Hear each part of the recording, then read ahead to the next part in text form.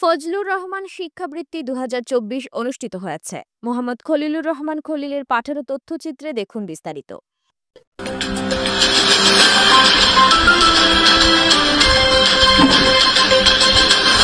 আজ ২৫শে ডিসেম্বর বুধবার আলমনগর ভাটা নদীর বাঁকে সমাজ কল্যাণ সংঘের উদ্যোগে ফজলুর রহমান শিক্ষাবৃত্তি পরীক্ষা অনুষ্ঠিত হয়েছে।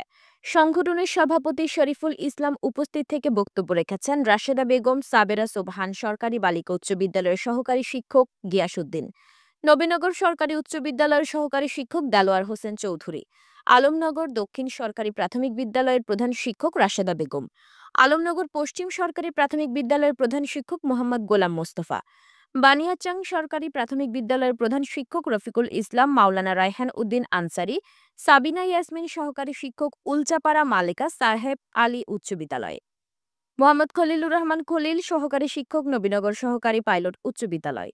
২০২৪ সালের এই ফজলুর রহমান শিক্ষাবৃত্তি পরীক্ষায় নবীনগর পৌর এলাকার ২০টি বিদ্যালয় থেকে ৯৪ জন শিক্ষার্থী অংশগ্রহণ করেছেন।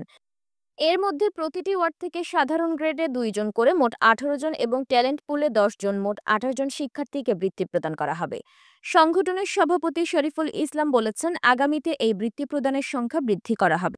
কেন্দ্র সচিবের দায়িত্ব পালন করেছেন লাউর ফতেপুর তজুমিয়া ইসলামিয়া মাদ্রাসার সহকারী অধ্যাপক আক্তার হোসেন।